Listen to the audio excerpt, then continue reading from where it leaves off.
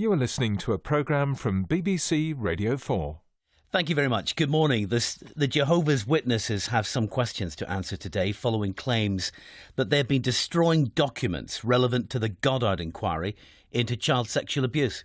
The inquiry are saying we need this information. It goes on to say, in the meantime, we must ensure that no line of investigation is curtailed by the premature destruction of files or records that later become required as evidence. So it's very clear the keeping of documents is vital. Also, the Church of England says it's won the war against payday lenders. We'll ask a banker to tell us how they did it. And we'll find out about what appears to be a growing problem for people suffering from mental illness in various parts of the country, getting access to a hospital chaplain. For many people, the spiritual is that thing that gets them safely to the end of the hour, or the end of the day, or the end of the week, that gives them confidence and hope and faith, in its broadest term, to actually survive. Your emails this morning to sunday@bbc.co.uk. We're on Twitter at BBCR4Sunday. Pope Francis arrived in Mexico on Friday night for a 5-day visit. En route, he became the first pope to meet a patriarch of the Russian Orthodox Church, an historic encounter which took place in the unlikely setting of an airport lounge in Havana, in Cuba. Our correspondent in Mexico City is Katie Watson. He started off in Cuba making history, and he arrived in Mexico to a hugely enthusiastic crowd. Now, Mexico's got the second biggest population of Catholics in the world. More than 81% of Mexicans see themselves as Catholic. So the Mexicans were very, eager for him to be coming here. And of course, he's Latin American. He almost, feels at home here. So this is mutually very important. With all papal visits, we've come to expect a big set-piece speech in which the Pope addresses some of the key issues facing the region he is visiting. Which issues did Pope Francis choose to highlight yesterday? Well, he didn't take long before he touched on the thorny subjects. His first public address, with the President Enrique Peña Nieto standing next to him, he warned of the dangers of a society driven by greed, selfishness. He said that it was fertile ground for corruption, drug trafficking and violence. And he also went on to ask Mexico's bishops to take a more active stance against the drug trade. So that was big news here in Mexico. For a lot of Mexicans I spoke to, they were hoping for that, I think. They feel that the government often doesn't address these issues. There's a feeling that they get swept under the carpet. But Pope Francis doesn't do that, and he did address the big issues very early on. More importantly, almost, was the afternoon. He went to the Basilica of the Virgin of Guadalupe. For Mexico and for Mexicans, that was a really big deal. A lot of people, they may not see themselves as Catholic, but they do see themselves as believing in the Virgin of Guadalupe, the patron saint of Mexico, the biggest icon. For them, that was a really important point that he made the effort to go to the Basilica. If the Pope had a kind of tough love message for Mexico's political elite, what did he say when he addressed the religious elite, the church elite? Well, so he asked them to take a more active stand against the drug trade. He also asked them to do more to help migrants through social charity programmes. He's made migration a big issue, and he's due to end his visit in Mexico in the border town of Ciudad Juárez, which used to be one of the most violent cities in the world. The Pope has been looking quite tired on this tour. It's been a pretty gruelling schedule, of course.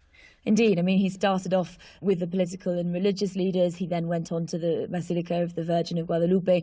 He certainly was either contemplative or perhaps rather tired towards the end of the first day. But Sunday, once again, is going to be a packed agenda. He's heading to Mexico State, which is one of the most deprived parts of Mexico. It's a state that's hit by violence. There's a big issue with femicide, with a lot of women disappearing, being murdered. Part of the state has had a gender alert put on it, which is trying to give special measures to certain areas to find out exactly why there's so much violence, especially against women. So he's not going to easy places in Mexico. He comes back to Mexico City, goes to a children's hospital, but then after that it's even more travelling, going down to Chiapas to talk to indigenous communities, going to Morelia, Michoacán, which is again one of the more violent parts of Mexico, really hit by drug violence, and then ending in Ciudad Juárez, which once again is not exactly the nicest part of Mexico either. So it's a punishing schedule, but really interesting points that people here are very keen to hear about. Katie Watson in Mexico City. 3 years ago, the Archbishop of Canterbury, Justin Welby, pledged to force payday lenders out of business by establishing church-run credit unions that would compete against them. Since then, a small army of campaigners across the country has been promoting local credit unions. Some of them, like Maria from Peckham, are driven by their own experience of struggling with debt. I didn't want anybody to know that I was in debt, so I tried to cover up my debts. I used to put them in a drawer and try and forget about them, but it wasn't until I'd exhausted all the avenues I could. I thought I'd better face up to reality, and the credit union helped me enormously in managing my finances and appreciating that I had a lot of problems. They're approachable compared to all the other banks where no one really wants to speak to you. In addition to recruiting anti-debt campaigners like Maria, Justin Welby also created a task force to promote responsible credit and saving, which this week published its final report. Eric Leenders is Managing Director for Retail and Commercial Banking at the British Bankers Association. He's also a member of the Archbishop's Task Group. Eric, good morning. Welcome. Good morning. Thank you. Tell me, how have things changed, first of all, in the market for online lending since 2013? Hello, Eric. Forgive me, sorry, I've lost signal at there we this are. end. Can you hear me now, Eric? Sorry, I thought we just lost you for a second. Oh, we seem to be... Well, we'll see if we can find Eric's signal. We've lost him down the line, but we'll come back to him in a moment or two. We tend to think of Lent as a season of abstinence, but this year it promises to be something of a feast, actually, at least for art lovers in Manchester, where the organisation Passion Art is curating a series of art installations around the theme of being still in the city's churches, galleries and cafes. Rosie Dawson has taken a Lenten stroll through Manchester. Noon in Manchester city centre. During Lent, the Angelus bell rings out daily from St Anne's Church, where the rector is Nigel Ashworth. The Angelus bell is a simple striking on our single bell, calling the city centre to be still. I guess they're going to be going by doing their normal stuff, shopping or going to offices or whatever. Maybe they'll pause, maybe they'll stop. It made me think about the church and a possible, I guess, call to prayer. Well, I noticed that I think it gets your attention, doesn't it? It makes me feel nice and calm, and it's good that it's actually this old and it's still working. Maybe they'll remember that when the bell rings, it's an invitation to come in the church, and when they're in, they'll see this wonderful display which we've got in here, manna from heaven hanging in glorious stillness, 20,000 pieces, exactly like Eucharistic hosts, hanging above our head, saying, look, God's blessing is just here. The whole place is full of God's glory, and actually so is the world, if only we'll look and see. The artist who spent months cutting up and sewing together the white circles which form the manna installation is Leslie Sutton. She is also the creator and curator of Passion Art. Lent is a season that we've kind of lost and that we no longer use. And we live in such a busy, fast-moving, competitive world. I think it's a really important thing to bring back into our cultural calendar. If we go into the chapel in the church, inside the chapel is a digital altarpiece. Now, the windows have been blacked out, and you've got here a projection of a Pembrokeshire Sea cave with the sea coming in and out, and another bell, a beautiful, delicate, white ceramic bell. And that bell, though, in the film is ringing. It's all about creation, it's about stillness, it's about time, and the call to prayer. The centrepiece of Passion Art is an exhibition at Manchester Cathedral called Creatus Revisited, The Vessel, Death and the Human Body. Julian stairs, sarcophagi, monumental pots and small urns are all designed to hold the human body in death. There's a very fundamental aspect to working with clay, which is an elemental material. So many creation myths talk about the fact that we are made of dust and we return to the ground as dust. So in a way, there's a great circularity. I'm taking clay and transforming it into pots, which then themselves go back into the ground. And there's one piece in particular in the exhibition which is called Reliquary for a Common Man, which was a memorial to an individual, a family member, called Leslie Cox. And there's a cinerary jar which I've made for him, but I've also made it from him. It's made of his bone ash. So it is still possible to reach out and literally touch Leslie after he has been cremated. Beyond church and cathedral, those following the Passion Art Trail will be taken to a library, an art gallery, a cafe and online. Leslie Sutton. The story of Lent, the story of Easter, is the story of the human condition. It's not just the story of Christians, it's the story for everyone, each and every one of us. And that's why it's important not just to be in sacred venues, but also to be in secular spaces. My name is Louise Thompson and I'm the Health and Wellbeing Manager at Manchester Art Gallery. I think it's important to promote museums and galleries as spaces for people to come in and to use for contemplation and reflection, and that's why we were interested in joining with Passion Art. People, when they visit art galleries, kind of do a whistle-stop tour. You spend maybe, 7 or 10 seconds looking at a painting, and you probably walk past 80% of the collection. Our Take Notice sessions are about encouraging people to come in and be still with one work of art. Now, you've chosen a couple of paintings to complement the Passion Art Trail. Why this one? This painting is Interior by Gwen John. It's small and unassuming, and it's not clear at first glance what we are looking at here, but when we spend some time with it, we can begin to see that it's an interior scene with some items on the table. The colour palette that John has chosen is just of a few tones of white and grey, and then on this table is this lovely little brown teapot. This is stillness, this is taking notice, this is seeing the beauty and in everyday life, and so I had to include it in the Passion Art Trail. Louise Thompson, and you can see some of the Passion Art installations and find out more about that project on our website.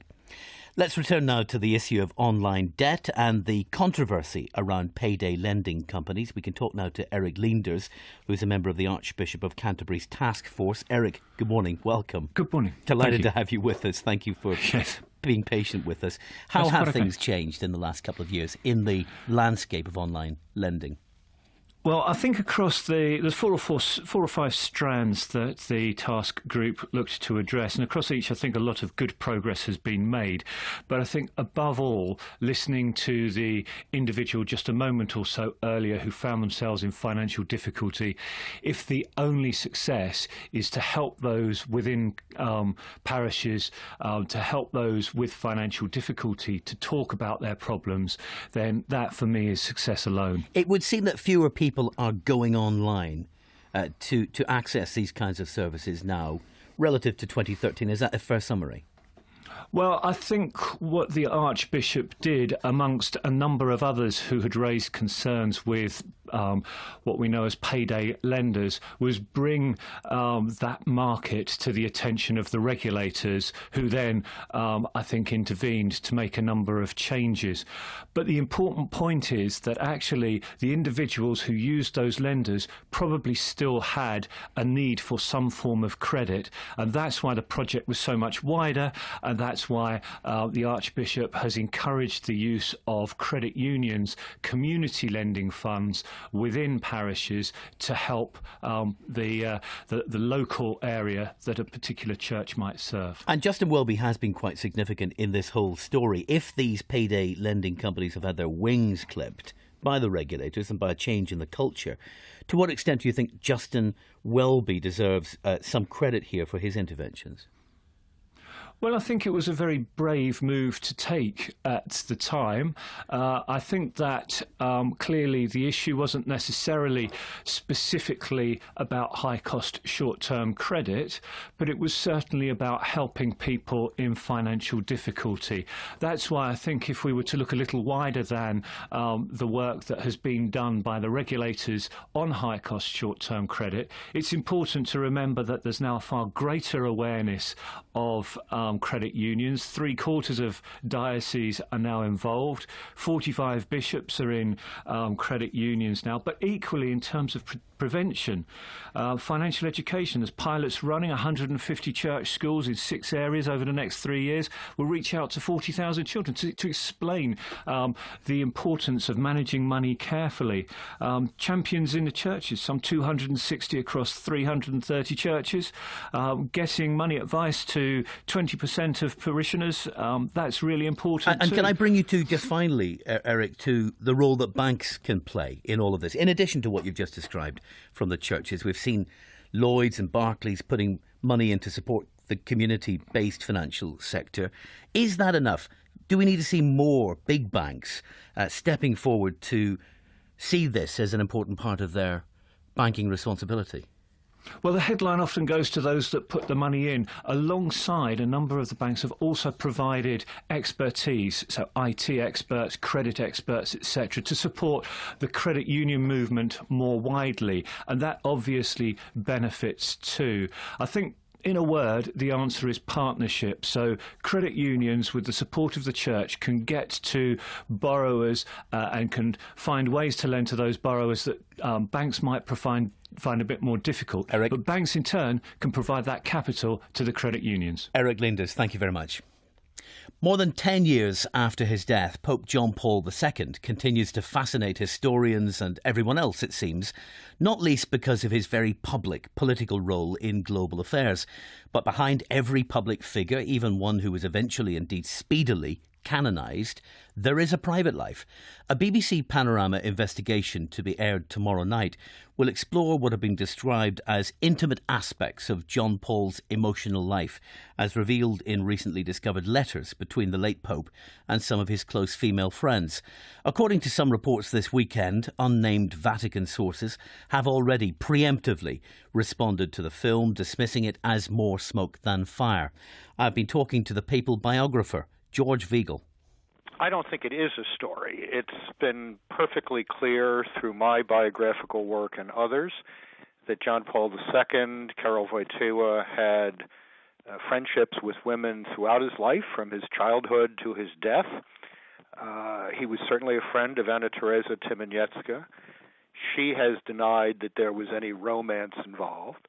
There was certainly no romance between John Paul II, Karol Wojtyła, and Wanda Poltowska. This is all much ado about nothing, if I may borrow from Britain's national poet. We know something of the nature of the friendship between Wanda Poltowska and John Paul II because she did publish a volume of her letters in the past, and that caused something of a storm at the Vatican at the time. I don't think it was a storm so much as a sense that there was something not entirely appropriate about publishing personal correspondence. I mean, I have personal correspondence with the Pope that I have no intention of publishing. Personal correspondence is personal correspondence. But Wanda Poltowska was a great help to Karol Wojtyła in Krakow in setting up his distinctive ministry to families, to engaged couples. She had had a very dramatic life. She was a survivor of the Ravensbrück concentration camp. Her husband was a philosophical colleague of John Paul II's, but no one who knew these two people at all ever imagined that there was any sort of romantic involvement between them. So what we now have, in addition to the Poltowska correspondence, is what appears to be a treasure trove, as it's been described by some of the media, of correspondence between John Paul II and Anna Teresa Tymieniecka, which may reveal a mutually affectionate relationship. Let's not put it more strongly than that. They were friends. I don't know why this constitutes a treasure trove. It only constitutes a treasure trove if you're hunting for salaciousness, and there's none of it to be found. I think it's media hype, and I think the BBC, which was once the model for journalistic rectitude, has damaged its own reputation by getting into this. John Paul II was such a powerfully important figure in the 20th century. Isn't it relevant? Isn't it significant? Isn't it important that we know more about his emotional life, and it's an appropriate investigation? I'm sorry, I wrote 2 volumes totaling 1,500 pages on John Paul II called Witness to Hope and The End and the Beginning that reveal far more about his emotional life than is going to be revealed on Monday night or that will be revealed in these letters. So, no, I think this is much ado about nothing. If you had had access to Anna Teresa Tymieniecka's letters when you were writing that volume, would you have included reference to them? I have included references in the books to correspondence with women that John Paul II shared with me from his days as a young priest in Krakow. That was with the permission of both parties, and I would have applied the same standard to any other correspondence. I just say in response to that, though, by the policy that you adopt in including private documentation, private correspondence, if there was something very significant and revealing in any private letters which challenged the historical account of John Paul II's life, you wouldn't publish it because you didn't have his permission in advance to do so. I think public figures have a right to their privacy. There is nothing in anything I have ever seen that suggests that there was a contradiction between what John Paul II taught and what he lived. And therefore, I'm completely at ease with the rules I adopted in writing my own 2-volume biography of the Pope. George Weigel, and Panorama's film The Secret Letters of Pope John Paul II is on BBC One tomorrow night at 8:30.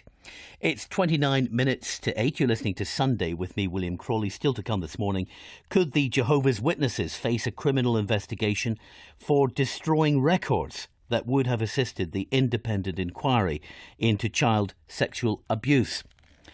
People suffering from mental illness could find themselves unable to gain access to a hospital chaplain in various parts of the country. That's the finding of a survey into the provision of mental health chaplains carried out by BBC English Regions to look at the pressures on the chaplaincy system. And to hear more about what the chaplain's work involves, Trevor Barnes went along to one of the best-known specialist hospitals in the country. Bethlem Royal Hospital, the oldest psychiatric institution in the world, has gone through many transformations since it was founded in London in 1247. Now on the capital's leafy southern outskirts, its acres of parkland here are an imagination away from the noise, confusion and acute mental distress of Bedlam, as it was popularly known, where well into the 17th century it attracted thousands of people every year, paying to see the inmates publicly displayed on Sunday. These days they're not stared at but listened to. But what do they say? Well, I suppose what I say is, what don't they say to us? You know, any situation that people come across in life, we deal with. The Reverend Cameron Langland's senior chaplain. Being ostracised from their family, being ostracised from their faith group, because they've been seen as being different, from not being employable, because they've got the stigma of mental health, trying to keep a home together, trying to keep a family together, trying to keep contact with their children, particularly when they're under section, and actually being treated and being seen as being normal. Strict NHS guidelines lay down what's appropriate conduct for a chaplain in mental health care, and there's no banging of any religious or denominational drum. Chaplains have access to ongoing training, though there's no overlap with the strictly medical treatment on offer in the secular environment of a hospital. Mental health chaplain Karen Barmer. We're not seen as a doctor, so a patient can see us as a friend and get alongside them. And a lot of people who've had a very serious mental illness have lost family and friends, so we can be a supportive figure in their lives. We're hearing people's whole story. We're not seeing them as a problem with a solution. Ask the chaplains what they do provide, and they'll invariably say not medical but spiritual support, though that's often more easily recognised than defined. It's what makes them human, I think. It's anything that's outside that material sense. So for some people, spirituality can be a walk in the park and walking their dog, something that gives them a sense of purpose and meaning to their life. For many people, the spiritual is that thing that gets them safely to the end of the hour, or the end of the day, or the end of the week, that gives them confidence and hope and faith, in its broadest term, to actually survive. But some groups would question the definition of spiritual care and ask furthermore whether chaplains should have the monopoly in providing it. Cameron Langlands. The NHS is a public institution, it's run by public money, and no one group should have privilege. What we find is that the conversations that we have with people are much more wide-ranging and are dealing with a whole load and plethora of stuff that actually can't be fitted into the religious box. 32 years ago, Xavier, now 50, was involved in a life-changing accident. I was cycling home through Peckham and got hit on the Rye there, Peckham Rye, and 10 days in a coma. Didn't know whether I'd live or die. If I lived, what I'd be able to do. But I was 18 and regained my functions really quickly, my bare essentials. But I had to learn to walk and talk and everything. Although Xavier's not a patient here, he's been overseeing an art installation in the main gallery above, he's had experience of the chaplaincy system at other hospitals, and he's appreciative of the way it complemented both his immediate medical care and subsequent rehabilitation. The spiritual need it fulfills, and particularly with the patients and them doing artwork, they can kind of reaffirm their spiritual growth. If you had to tell someone what you mean by their spirituality, what would you say? Put me on the spot there. Just a small question. I suppose humanness, if you know what I mean, just humanity. In actual fact, it's a kind of endorsement there, that the big word was not religious, it wasn't Christian, it wasn't Muslim, it was humanity. It's crucial, yeah, it's seeing the humanity in yourself as well as in each other and reaching out to the human in each other. Particularly in mental health, because actually when people become ill, they see their value as a human being diminish, because that's what society tells us. Well, just across from the gallery is the 18th century chapel, very much a focal point here. Should we just go in, Cameron, and see what... because it's not in any sense the Christian chapel it was when it was first built, is it? No, certainly not. I prefer to see it more as a sanctuary than a chapel, because it is for those of faith and those of no faith. We have obviously Muslim prayer space, we've got a Christian chapel setting, but we actually also have a space where people can just sit and be.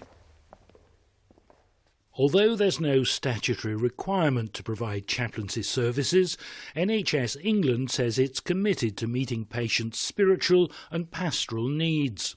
Even so, the lack of uniformity the BBC surveys revealed comes as no surprise to Cameron Langlands.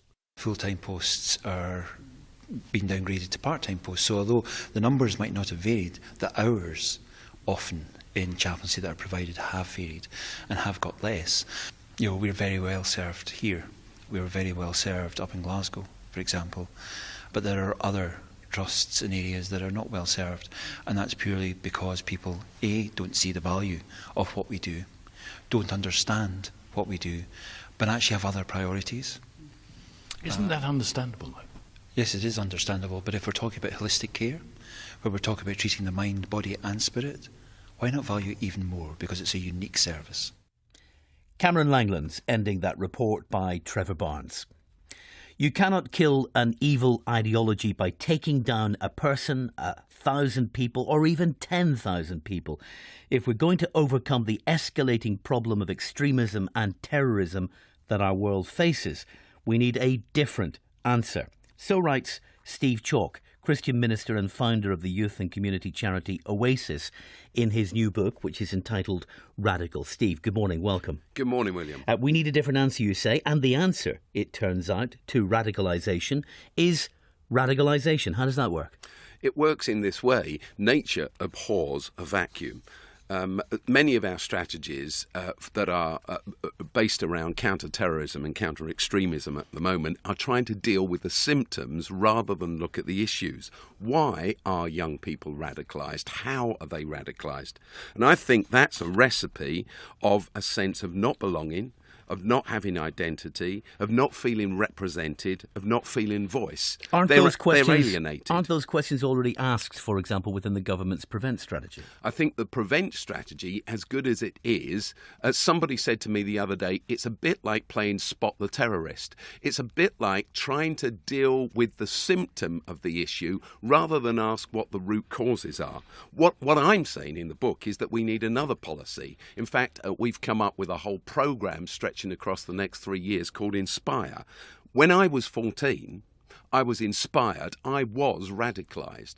That's why I think that the answer to radicalisation in a negative sense is radicalisation in a positive sense. When I was a 14-year-old, I met a group of people. They were theological students, actually, but I was inspired by them. I was given some sense of voice and life purpose by them. And I think that when young people are left just marooned, then we're in trouble.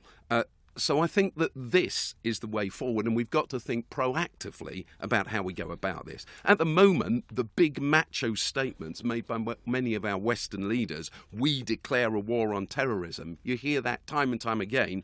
All that really is a recruiting campaign for extremist groups. OK, well, let me just push back a little bit on that, Steve, because you question why we, meaning the Western world, have concentrated so much on Islamist extremism when dealing with the issue of radicalisation. And I suppose some people listening right now might wonder where you've been in recent years, given the reality of Islamist violence in our world. Yeah, but there is, of course, the reality of extreme Islamic thought and radicalisation.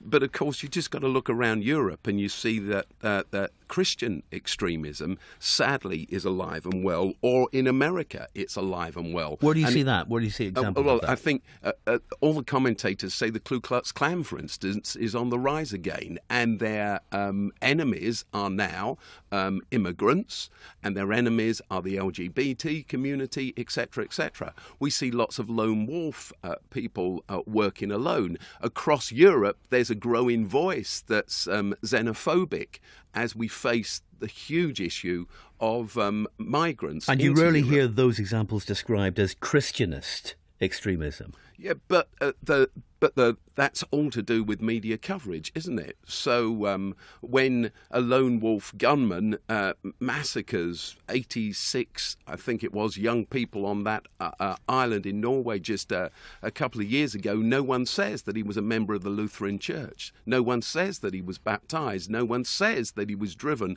by a far-right Christian extremist attitude. Now, without doubt, Islamic extremism represents a unique threat to our world today. But since the times of Jesus, the Zealots were extremists. Extremism and terrorism have always been with us.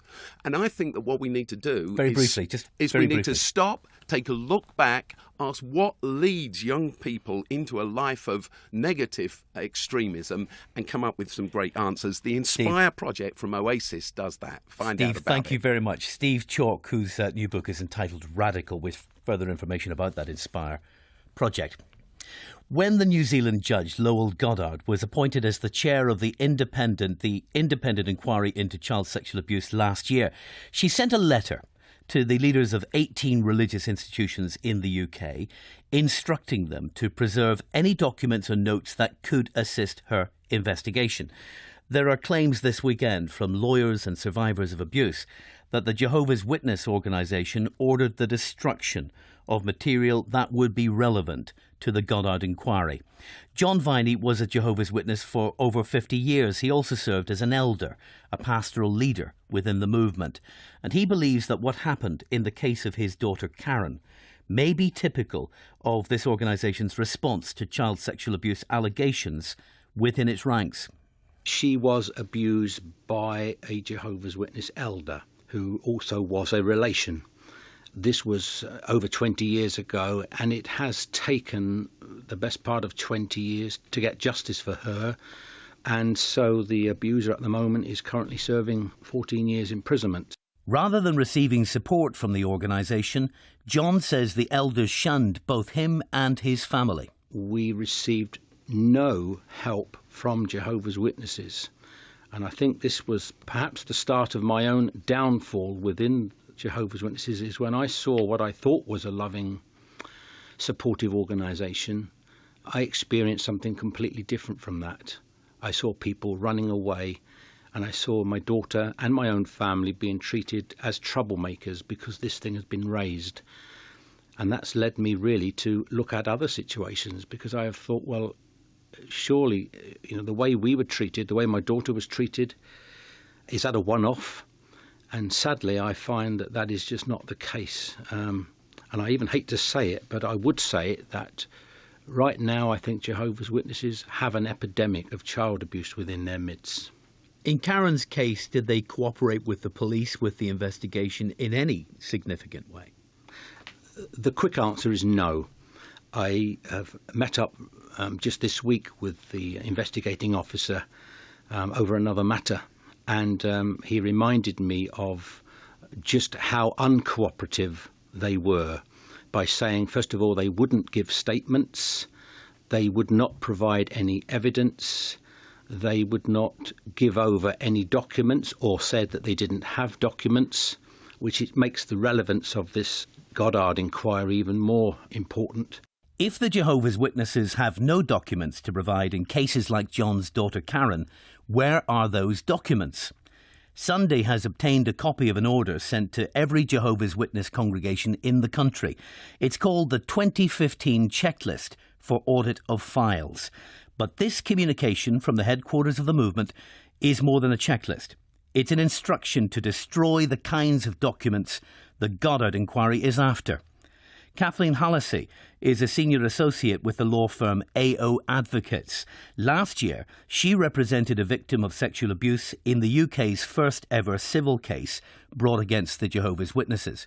The directives come from the U.S., where the headquarters are located, and that's an audit and a destruction of various types of documents that would have been retained by the elders in the congregation. And therefore, any documents in relation to an allegation of child abuse that would be contained within elders' notes would have been destroyed per the direction of this audit checklist. I think that the documents that the elders in that checklist have been instructed to destroy are, in fact, documents that are highly relevant to the Goddard inquiry and are, in fact, documents that should not have been destroyed. My fear is that it's too late.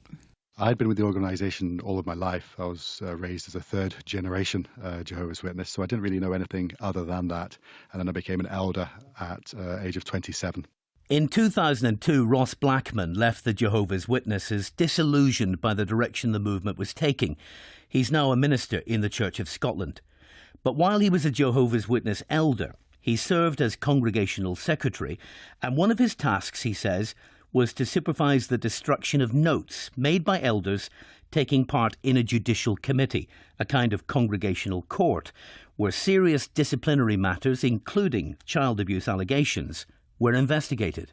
A determination would have been come to by the three elders that were involved in the case, and they would have filled in a form. If I recall rightly, I think it was the S77 form. They had numbers for them all.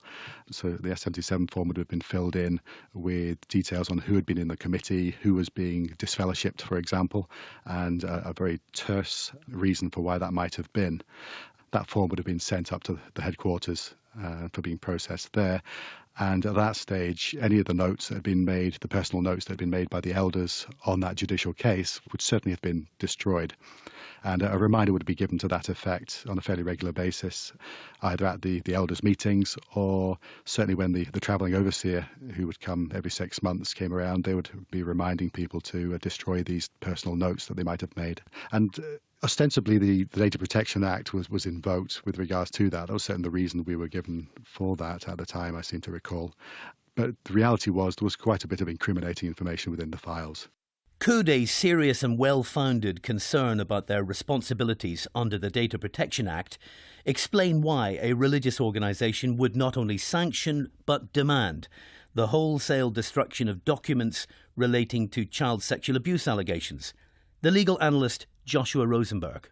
I think the Jehovah's Witnesses need to point to the section of the Data Protection Act which requires them to destroy information, because I certainly can't find one. There is a provision which says that if somebody has data about you and it's inaccurate, you can ask a court to order its destruction. But the Data Protection Act, as the name implies, is there to protect data, not to destroy data. In any event, it doesn't normally cover information that's recorded on paper, and this checklist that you've sent me says that everything stated below relates to information stated on paper or electronically. So I would be surprised if there was any requirement in the Data Protection Act to destroy information. And of course, when you take that in connection with the Inquiries Act, which has been law for more than 10 years, and says that if an inquiry is held, it can require information, and if you destroy information that the inquiry requires, you can be committing an offence.